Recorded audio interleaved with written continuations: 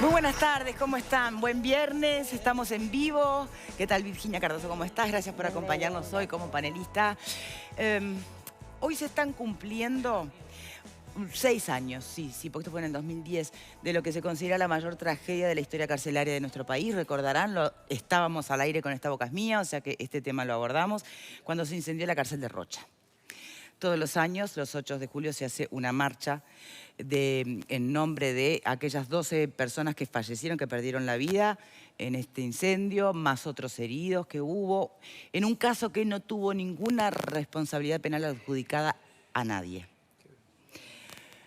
Historias que se contradicen en lo que tiene que ver con los testimonios entre privados de libertad y funcionarios policiales. Hoy vamos a ver si podemos contar con la compañía de algún padre o madre de estas personas que perdieron la vida en aquel episodio, que desde entonces, bueno, que están en Montevideo por la marcha de todos los años, pero que además desde entonces reclaman que no puede ser que no haya un responsable por lo sucedido, ¿no? Vamos a ir repasando los hechos de a poco. Pero si me permiten, en línea yo ya tengo a Álvaro Garcés, ex comisionado parlamentario del sistema carcelario, que en el 2009, siendo comisionado, había alertado justamente, en particular, sobre el estado de hacinamiento de esta cárcel en Rocha, que había sido construida a fines del siglo XIX para 60 reclusos. Y en aquel momento había 170. Garcés, ¿me escucha? Sí, perfectamente, Victoria. ¿Qué tal? ¿Cómo le va? Bien, bien, gracias. ¿Cómo ubicaría usted al episodio ocurrido en el 2010 en esta cárcel, dentro de lo Sin que es la duda, historia de la tragedia del sistema carcelario en general, ¿no? sin duda, como el hecho más grave de toda la historia de nuestro sistema penitenciario y diría el peor día en la gestión de esos casi 10 años de comisionado parlamentario, sobre todo porque fue un resultado evitable, un resultado que se pudo haber evitado si se tomaban a tiempo las medidas. Usted mencionaba una alerta del año 2009 y hay otra anterior del año 2006. En el primer informe a la Asamblea General hay una carilla entera dedicada a la situación de Rocha, donde denunciaba que el local era completamente inapropiado y que tenía un alto riesgo y que por lo tanto tenía que ser inmediatamente clausurado. Creo que la situación del celdario en julio, cuando se produjo el incendio, era prácticamente la situación de un tanque de combustible al que se le tira un fósforo, dada la cantidad de materiales inflamables que había, estaban las ranchadas. Estamos repasando ahora imágenes mientras conversamos de cómo quedó, impresionante, ¿no? Además también había una alerta, tengo entendido, de los propios funcionarios policiales, de que la eléctrica estaba totalmente venida a menos, de que aquello realmente era, como usted dice, tirar un fósforo y prende. Sí, y la eléctrica de la cárcel estaba colapsada, además había una humedad en prácticamente todos los pabellones, con lo cual el riesgo de cortocircuito era mucho peor. Yo recuerdo, el incendio se produjo en este pabellón donde fallecieron 2 internos. Tengo la seguridad que si el rescate, es decir, la apertura de la puerta de hierro no se producía en el momento que se produjo, en menos de un minuto hubiesen fallecido los 8 sobrevivientes. Esto lo supe a través del testimonio de uno de los 8 sobrevivientes, al que entrevisté el mediodía después del incendio. ¿Qué recogió usted en ese testimonio? Porque con el diario del lunes surgen otros testimonios y hay un sobreviviente que dice, algo que por supuesto niegan los demás funcionarios, que en realidad no les abrieron porque pensaron que se trataba de un motín Sí.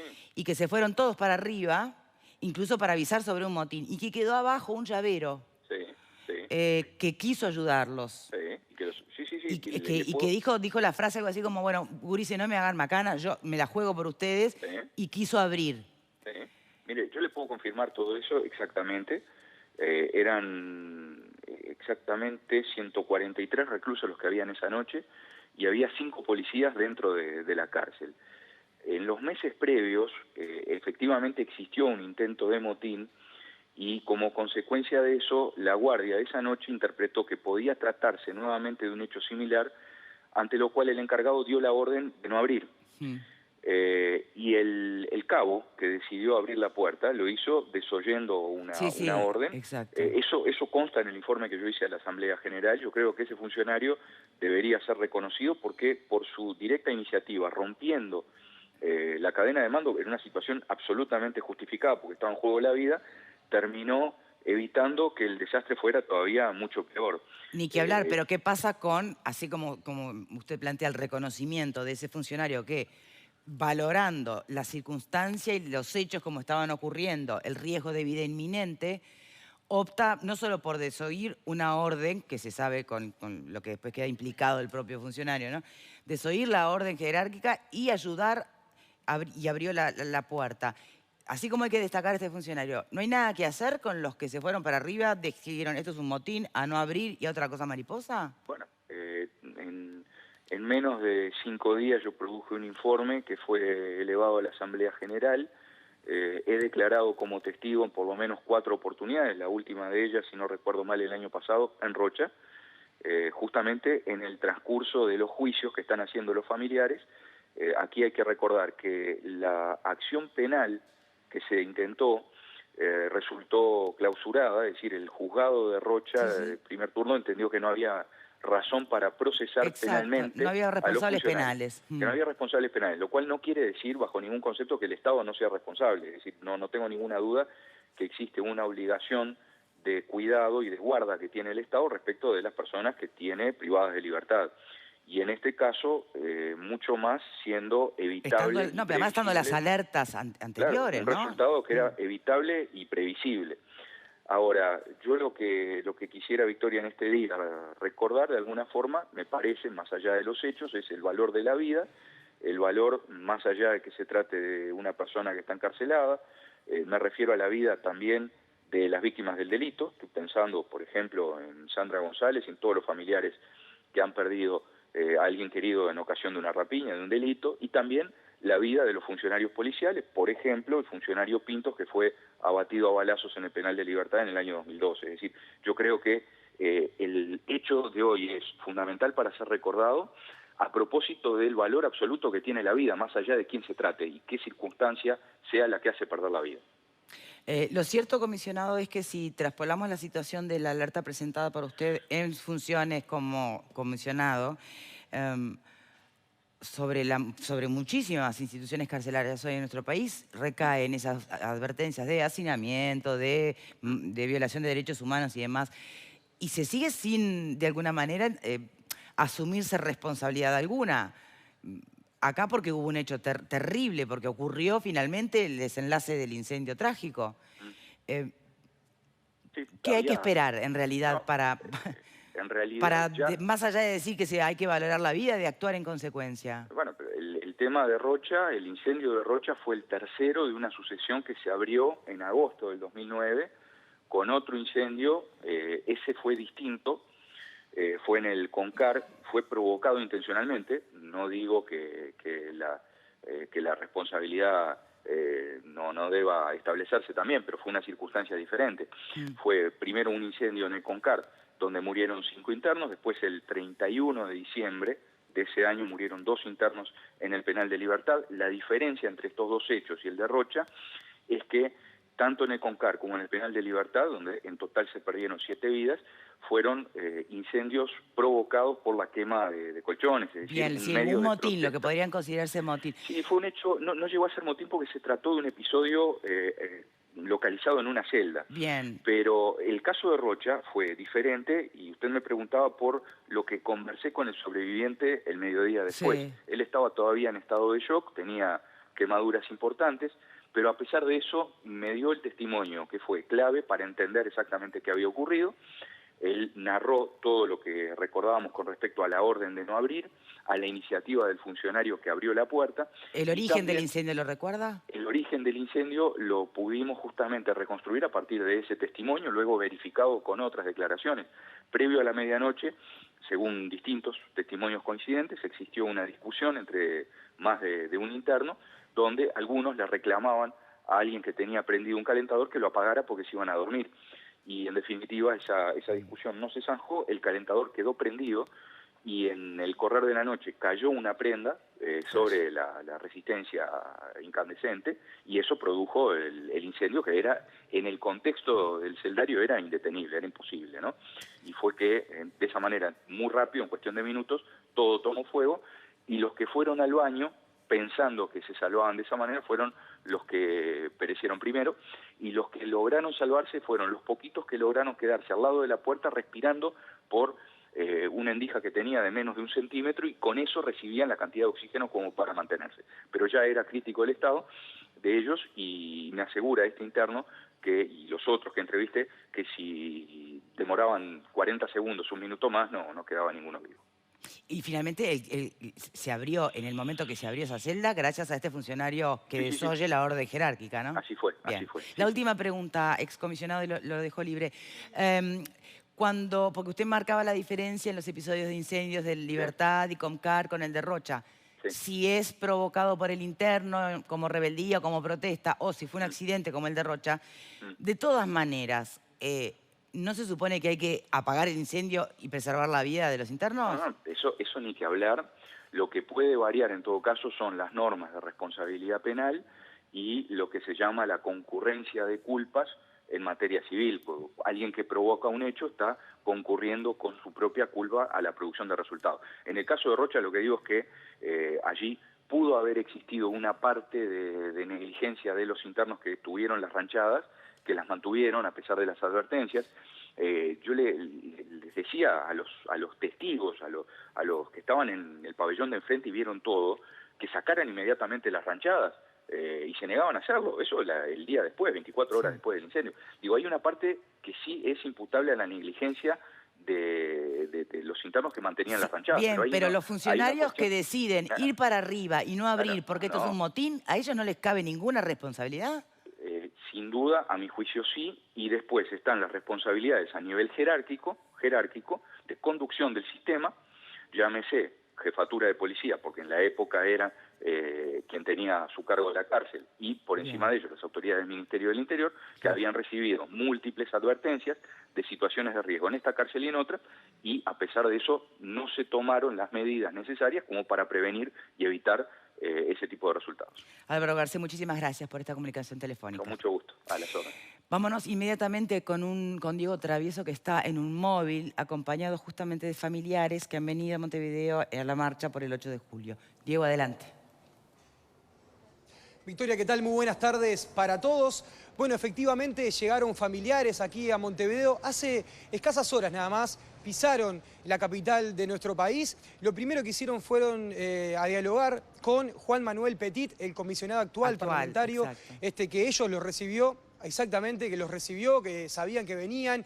Esta convocatoria va a ser una lectura de proclama en la Plaza Libertad a las 18:30 horas. También va a haber una proclama exactamente en el mismo momento en el centro de Rocha en esta jornada. Los 2 o 3 primeros años hicieron marchas. Luego del 2010, 2 o 3 años después quedaron quietas las aguas, digamos, en esta fecha, y este año vuelven a retomar esta memoria que para los familiares que tenemos acá no se olvida. Estamos con Mariela, mamá de Matías, uno de los 12 fallecidos, y también con Pilar, mamá de Edison. Muy buenas tardes y gracias por recibirnos. Buenas tardes para ti, para toda la audiencia, y gracias por invitarnos y estar en este móvil y permitirnos hablar. Bueno, Mariela, desde tu punto de vista, ¿te acordás de aquel 2010? ¿Cómo fue que te enteraste? ¿Cómo sucedió? Bueno, no quisiéramos recordarlo, ¿no? Lamentablemente, y lo tenemos permanentemente, o sea, al día a día está con nosotros porque es imposible olvidar. O sea, al día te levantas, te acuestas, te haces todas tus tareas, pero eso está permanente. Y yo, como me enteré, estaba en Montevideo trabajando y justamente ese día mi celular lo puse a cargar apagado y tenía montones de llamadas perdidas, y resulta que era un funcionario del hospital de Rocha, del chofer de ambulancia, que es el padrino de mi hijo. Era el que me quería avisar que algo había pasado. Después yo lo llamé, me dijo pasó algo, pero no me decía la realidad cómo era, que no sabía quiénes eran porque estaban llevando y trayendo a mucha gente. Y bueno, ahí llamó a mi esposo Mario y le digo pasó algo, y Mario se fue hasta el recinto carcelario, y ahí ya había mucha gente, había madres, había familiares, y bueno, empezaron a preguntar, les decía que tenían que esperar hasta que, bueno, se acercaron con una lista y Mario se encontró con el comisario Sosa y le preguntó, y bueno, y lo que hizo fue abrazarlo. Entonces ahí Mario se dio cuenta que Matías no estaba. Victoria, te está escuchando Mariela. Vamos a recordar que el caso de Matías, bueno, le faltaba una semana para salir en libertad. ¿Es así? Totalmente, te cuento. Lo injusto fue que nosotros habíamos pedido una pena sustitutiva a la fiscal, Adriana Rocha en ese momento, justamente para que saliese de ahí, porque eso es un centro de estudio en vez de un centro de rehabilitación, nunca lo fue, ni espero que lo sea algún día. Entonces le habíamos pedido una pena sustitutiva para que cumpliera su pena, ¿sí? Que la cumpliera, pero de otra manera diferente, lo cual la fiscal lo negó, pero ese mismo día, pues ella misma me lo dijo en persona, firmó la libertad para 15 días después. Entonces, como que tú dices, ¿pero qué es esto? ¿Como una tomada de pelo?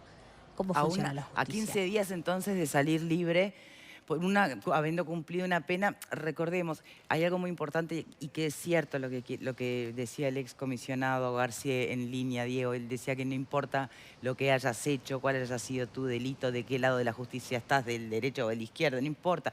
Nadie merece una muerte como esta. Ahora, si tú pensás que además estamos hablando de un chiquilín que había sido condenado, procesado con prisión porque entró 2 porros en unos bizcochos. Fue así, ¿no? Para un amigo que estaba preso. O sea, que tampoco estás hablando de... ¿viste? Son esas cosas que decís... Y mirá cómo termina a 15 días de salir. Perdóname que lo recuerde de esta manera, pero también me importa que nos pongamos todos en el lugar de... Por cualquier cosa el día de mañana, Dios quiera que no, pero podés terminar ahí adentro. Entonces, cuando nosotros planteamos que sean centros de rehabilitación de verdad, también tiene que ver con eso, ¿no? Con que todo el mundo merece que sea un centro de verdad de rehabilitación. Perdón, Mariela, te dejo seguir a ti. Si me faltó algún dato o alguna información, pero creo que era un poco la trayectoria, ¿no? de Matías.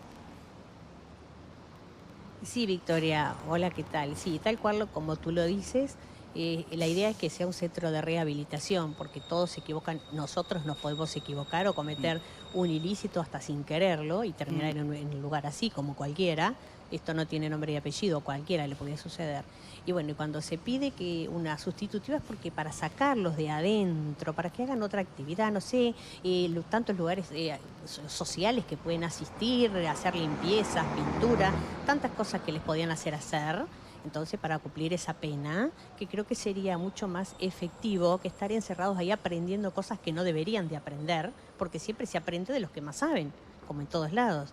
Entonces, esta gurizada joven que entra por un delito de lo que fuere, no vamos a medir la magnitud del delito, ¿qué hacen? Aprenden de los viejos profesores de estas líneas y salen sabiendo más cosas de las que antes no sabían. Entonces me parece que eso no es rehabilitar, es una escuelita de aprendizaje, ¿sí?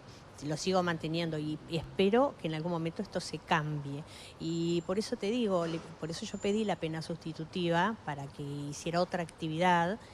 Y bueno, me la niega la misma fiscal que me dice que el mismo día le firman la libertad para 15 días después. Entonces es como algo contradictorio totalmente con la fiscal. En lo que remite a los juicios que le están haciendo al Estado, yo no sé si tú en particular, si es un grupo de padres, si se han juntado varios, pero de alguna manera que no existan responsables penales es algo que a ustedes jamás les ha cerrado, me imagino, ¿no? Bueno, por supuesto, Victoria, no, por supuesto que no. Responsabilidades personales de la gente que estaba en ese momento trabajando en ese recinto, no me cabe duda que sí las hay, que se podía haber evitado.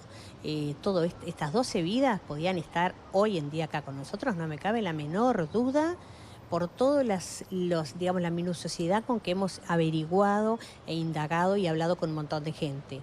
¿Has Ahora, podido bueno, ver ella cara a puede cara a ser... alguno de esos funcionarios carcelarios tiempo después? Sí, como en el juicio civil, porque a posteriori del penal, en el penal sí no se puede, solo entran las personas con los abogados, no los litigantes, pero en el juicio civil sí podemos estar presentes, entonces los he podido ver cara a cara. Y bueno, y no te imaginas en ese momento lo que uno siente, ¿verdad? Cuando ves que están recitando como un poema, todos diciendo exactamente lo mismo, pero en un estado de nerviosismo, al cual mismo es un funcionario muy incómodo con la presencia nuestra. Digo, ¿por qué? Porque si yo hice algo bien y actué bien, no tendría por qué estar de esa manera. ¿Entiendes? O sea, como que ellos daban un testimonio que coincidía todo, cada punto y cada coma de lo que estaban diciendo los demás funcionarios, como si se hubieran puesto de acuerdo en decir algo.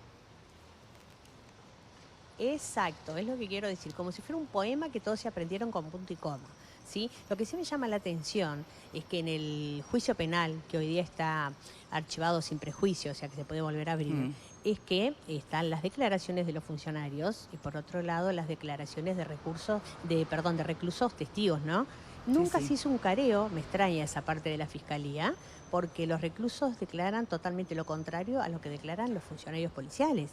Entonces, pregunto, ¿por qué nunca se hizo un careo, que es lo que se suele hacer para realmente llegar a la verdad? Hay algo que no termino de entender, que tú lo tendrás más claro que yo, Mariela. Se supone que los reclusos dan cuenta de que se quedó justamente un funcionario y que desoyendo orden de los superiores es el que les abre la celda.